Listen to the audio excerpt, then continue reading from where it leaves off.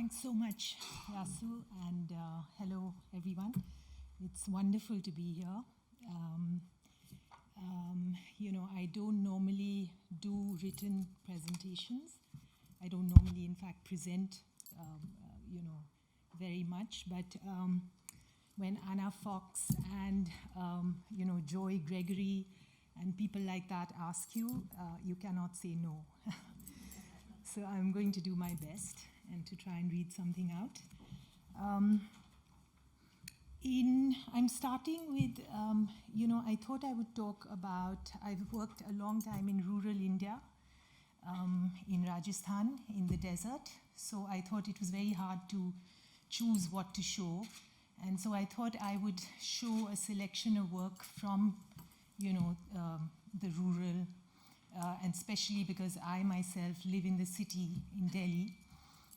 So as we are speaking about the self and the other, and how do these categories exist, and how do we actually deal with them or engage with the so-called other? So I thought I'd go through some of my journey. In April 1999, I went out to photograph village schools in Rajasthan. Earlier that year, I had happened to witness a girl being beaten by her teacher in a small school, some hours from Jodhpur, and had been dwelling upon it. When I came back to Delhi, I proposed an essay to the Political Weekly where I worked at the time. We had to always have ways to make a living because it was not possible, and it's only a little more possible now, but now you do have galleries and you do have institutions showing photography and recognizing it as an art form. But back then you didn't, and so although I had studied painting and applied art and then photography and wished to work on my own projects, I always had to fund them through a job. So I was working at this Political Weekly. What it was like being a girl in a village school is the idea I proposed. I was told the story lacked a suitable news peg, and my idea was set aside. I decided to take a month-long sabbatical and spend it in rural Rajasthan. I started by traveling randomly from school to school, crisscrossing the state through Jaipur, Jodhpur, Osia, Bikaner, Bardmer, Falodi, Bara and Churu districts, photographing mainly in the villages, from government schools to experimental schools to NGO-organized community events. I met students, teachers, officials, and activists. They were surprisingly tolerant of my ignorance, endeavoring to answer my many questions as an English-speaking person from New Delhi. In Loonkaranser town, I visited a Maru Shala. This was a kind of experimental school run by Urmul Setu Sansthan, one of the oldest NGOs in Rajasthan, to try and educate nomadic Jogi children. The Jogis are a community that some say are the ancestors of the Roma people in Europe. So I met Urma and Halima, who took me home, and I was introduced to the family of Bhananath, father of Urma and respected community leader. We sat in their mud home on the bed with the snakes and chameleons and rooster underneath it, with her brothers and their wild dogs, and they invited me to travel with them. In Bardmer district, Lost, I came upon a group of women fully covered in large, dark ajrak shawls, very beautiful, the vegetable dye that they use, standing around the corpse of a young girl. They looked intimidating, but when I ventured to ask for directions to the school, I was interrupted by one who grasped me by my hands and told me all that was wrong with her life. And that's Ismat. She's a friend of mine. 20 years later, we are, of course, very much still friends and speak to each other regularly, meet regularly. Her older daughter, Jannat, was terrified of me in my jeans and short hair with my camera. She thought I must be a boy. But Ismat took my address, and in subsequent letters that she dictated to literate acquaintances and posted to me, urged me to return. I did. Looking at schools opened out a world. I realized that school was only the microcosm of a complex reality that I knew nothing about, having grown up mainly in the cities.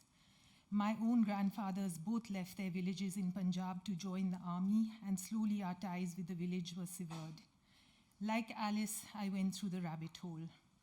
Over the past 2 decades, my visits to Western Rajasthan to meet with essentially the same people have encompassed various parts of life and changes that have occurred over time. I have witnessed the seasons, drought years, and the year of a great monsoon when Barmer became Kashmir. Not Kashmir, anyway, bringing up Kashmir at this moment is, makes me very sad. But dust storms that can give you a fever and a flood that wreaked enough havoc to require the rebuilding of Urma's home. I have followed the farming cycle, migration, men traveling to work as labor in Gujarat and Maharashtra, food for work programs, Narega and other government schemes, nomadic journeys, illness and epidemics, cerebral malaria, tuberculosis, overwhelmed hospitals and understaffed schools, death from snake bite, from accidents, from being burnt alive for providing inadequate dowry, from growing old in the desert, the death of a camel in a year that is remembered as the year of the death of the camel, births, marriages, child marriages, money lenders, civil society interventions, dharnas, rallies, national and panchayat elections, festivals, feuds passed down over generations, celebrations, prayers, and through it all, my friends, by whom I have been led. This large archive of more than 40,000 negatives now encompasses various narratives and sub-series within it, and different forms of image making, from pose studio pictures to cinema verite style images. I hope to eventually publish a series of individual books, each one a note from the desert. So because it was not for anyone and it was funded by my work in my 20s as a journalist and in my 30s as a teacher, I taught in a school in Delhi, and because it was, propelled by myself and my own questions, so I could continue working for this long span of time, and in fact only started to exhibit as an artist, so-called, in 2009, so roughly a decade ago. Now I'm just going to show some of, so this is, just giving you a glimpse of some of the work from Rajasthan, which has this kind of overarching title of Notes from the Desert, because I hope to do a series of books, and I haven't exhibited a lot of it even so far, because there are all these different narratives, and I don't wish to essentialize it. It's not about the geography, it's about many things that have, many threads that I have followed in different ways. So I'm going to show a few of those sub-series. Made between 1999 and 2007, Jannat is based upon the life of Jannat, her younger sister Hura, and single mother Ismat. The small and imperiled family of 3 living in a remote hamlet near Barmer were fused together as one symbiotic being. As much as it's a story about growing up in a village, one I wish to tell for city-dwelling children like my own niece, it's also a story about love. Jannat died in 2007 at the age of 23, though as with many in the village, her exact birth rate is uncertain. Hura is now attending college as well as studying computers, which is, quite rare in her peer group of local young Muslim women. When Ismat was in the court struggling to gain access to her own land from her ex-husband, because his family still lives in the village, and when she tried to go on to the land to farm, her father had signed away the land to her husband when they were married, and he left her for a much younger woman. And, she would try and go on to till, and they would actually beat her up and throw her off it. But she's a real fighter, and she was always, filing petitions, going to court, fighting. When she was in the court struggling, the judge would not believe that she had once been the poorest person in her village, as when we first met. But 15 years on, he wouldn't believe it. Because there were marginally, changes, things had happened in those 15 years which had given her a relatively better existence. And my photographs were used as evidence. The series this is just, and here you see Ismat, Hura, and Jannat in those days when we first met. This is during the year of the drought. This was a year when there was, it was very difficult. This is Jannat in the local school. And it's always interesting to me the kind of vast gulf that separates us from the city to the village, because in the same time in Delhi that I have seen literally, the ground beneath our feet move in terms of development, so-called, but malls and skyscrapers and suburbs and how the city has grown. In the same time, in Mitwaniyon ki Basti, I have seen the school go from class 5 to class 8, a pakka road or a paved road where there used to be a mud track. The electricity now comes for about 8 hours where there was no electricity. So, the changes have been, it's a different universe.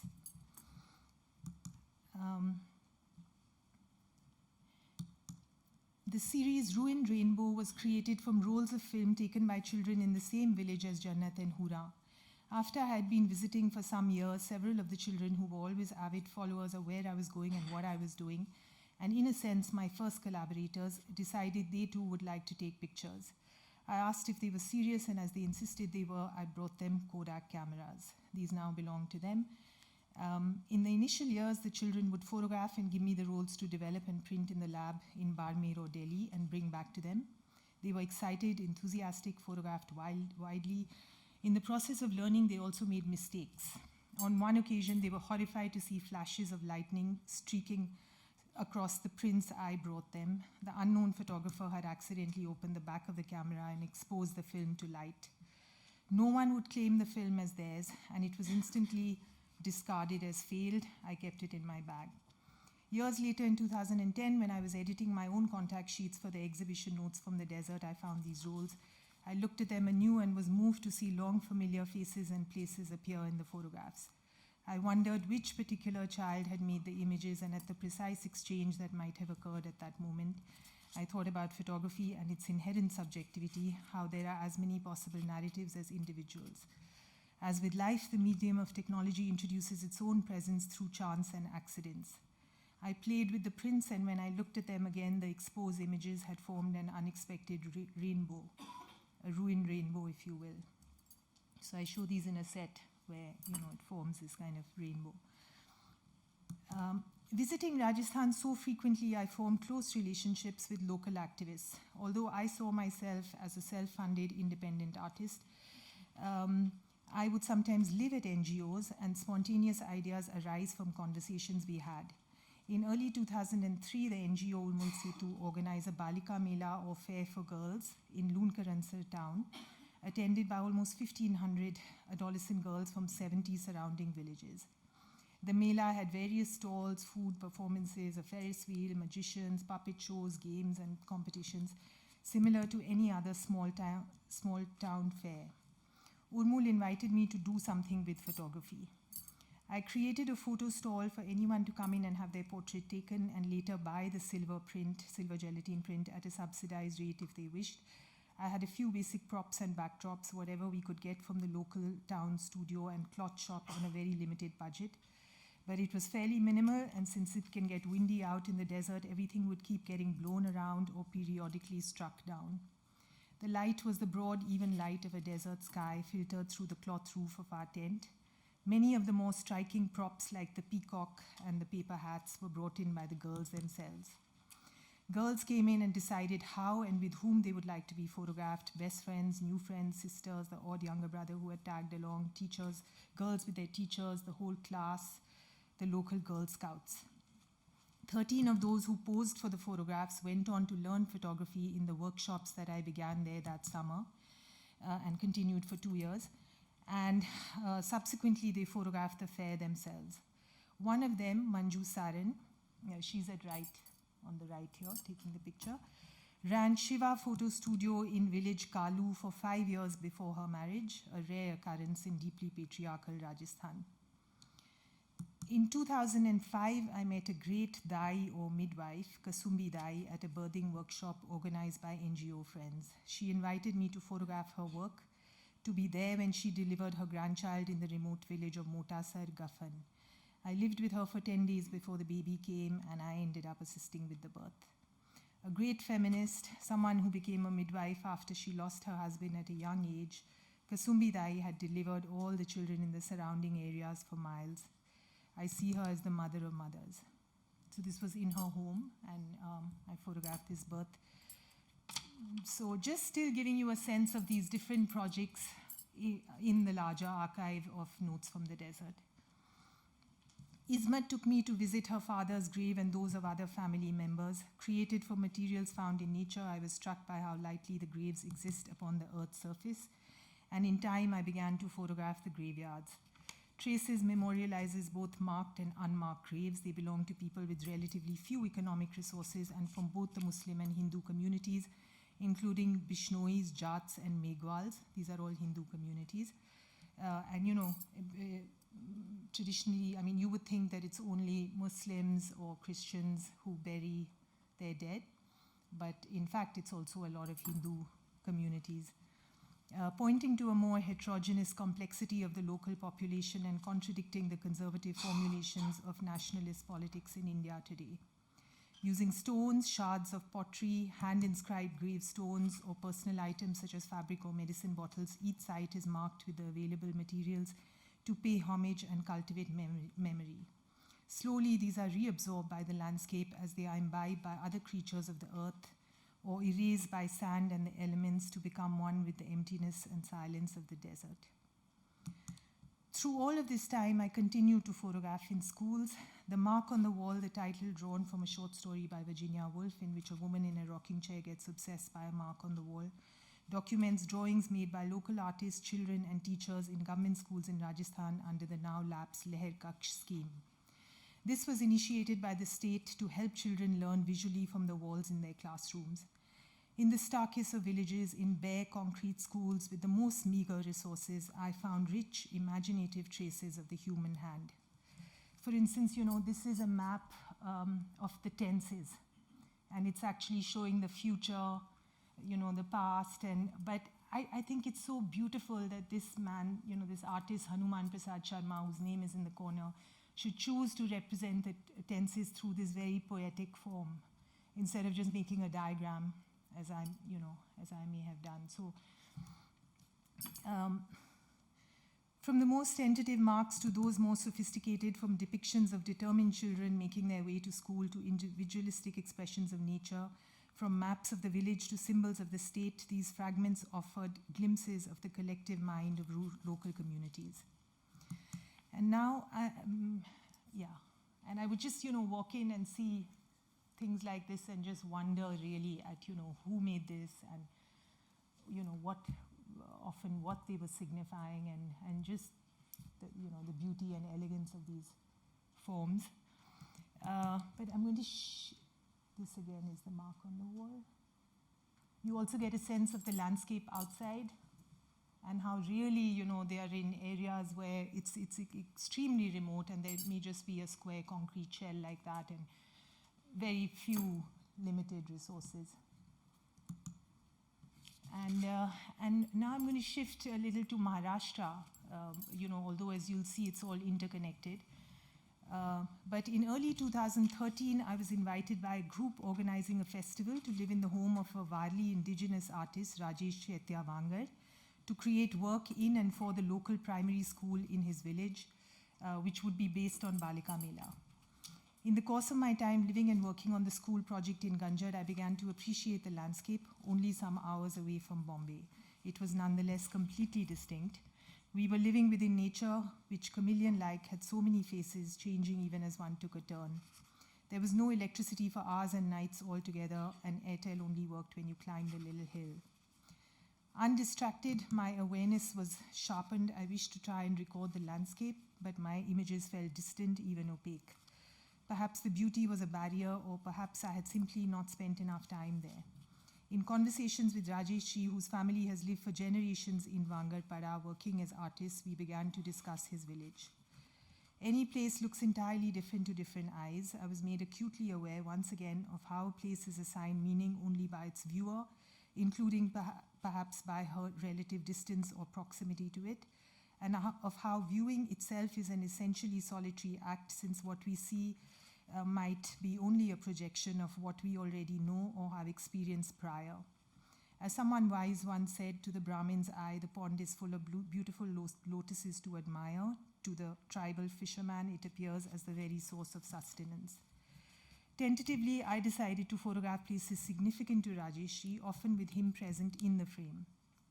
He would take me to these special places, and I would decide where and how to construct the image, what to include, how to work with or against the light, how best to frame him within the landscape, and so on. It was a set of pictures about his place, a map determined by Rajeshji and formally constructed by me, photographer as cartographer. When I later saw my contact sheets, I realized that so much of the narrative that I had received from him, the great stories which had made it come alive for me, was missing. Part of it, I realized, was the limitation and perhaps unique value of photography, which restricts what is in the image to the present moment, but also erases all that came before. How could I convey what happened in those months in the 70s when the violent mobs of a powerful political party raided the village and the locals fled and fell upon each other in terror, or the particular full moon night in October when a great forest on one hill comes alive and all the people who spend that night in the forest see shining eyes glitter around them, as even the most dangerous animals are known to be benign when everything glows from the special aura of the moon. Or the stories of great overlords who come calling in secret to the homes of innocent, hospitable men, bringing gifts and drink and returning with deeds of land. Or the mythical stories that encompass everything that has come or is yet to come. We decided to collaborate in a more active way, an equal way. Rajeshji would inscribe his drawing over my photograph, meet my text with his own. We restricted our work to a monochromatic palette to make the encounter more intense and precise. Initially autobiographical, the work has grown to become more abstract and to encompass larger themes. So, we are still working on it. It's been 6 years. This commingling work may be seen as an encounter between two artists of about the same age with entirely different languages, one with ancient antecedents, the other more recently originated, and the histories, politics, and worldviews embedded within the expression of those forms. Rajeshji's language, constructed with stick and brush, unfolds entirely from an encyclopedia of forms in his mind, which emerge to reflect the world, memory, and myth. Wind, disease, apocalypse, anything is summoned forth at will. In my own language, constructed by camera and negative, the world itself is the encyclopedia, and I recognize and edit existing structures to reflect what arises in my mind. The final work contains parallel projections of place using perspective, negative and positive space, tonal values, and relative dimensions. It merges fields of sight, which is what it's called, and of perception. If you stand here, you might see it this way. If you move just a little, another world unfolds. Or as someone put it to me, it's as though you were photographing an old home and the resident of the house came out and began to speak. In Maharashtra, spending time in Rajeshji's village, I learned of the Bohora procession, held once a year in many Adivasi villages, in which the entire community participates in a ritual performance over several nights, in order to enact a mythological tale. Acts of appearance assumed its form within a village of paper mache artists from the Kokna tribe in Jorhat district, further inland from Dohanu. The performers for the Bohora are chosen from among the residents and wear elaborate masks made by artists to represent different gods, demons, and ancillary figures. These masks take weeks to make, are sacred and consecrated, and constitute a moral and imaginative universe, but must also conform to strict rules of creation as they represent powerful archetypes refined over generations of storytelling. Spending time in the area, I began to wonder about the gap between these idealized mythic masks and the reality I saw around me. In 2014, I sought out the acclaimed brothers Subhash and Bhagwan Dharma Kadu, sons of the legendary artist Dharma Kadu, with a proposal. I wished to commission them along with their families and fellow volunteers, more than 30 people in total, to create a new set of masks, not of gods or demons as per local tradition, but rather as representing beings existing in contemporary reality. The interpretive creations were to come from them, with the suggestion that they embody different ages, familiar or known individuals, the varied rasas or emotions like love, sadness, fear, or anger, and those experiences common to all humans, such as sickness, relationships, or aging. In the course of dialogue, animals were naturally understood to be a part of this universe. Later, precious objects enter the frame as they are believed to have sentience too. Inhabiting these masks, a cast of actor volunteers, including some of the artists, would later improvise and enact different real scenarios across dreaming and waking states in and around the village. I imagined using the freedom afforded by the mass as a way to create distance from and reflect upon the self. I mean, if I were to perform myself, how would I do it? As a possible means to explore one's life and circumstances in the lived present rather than the distant past.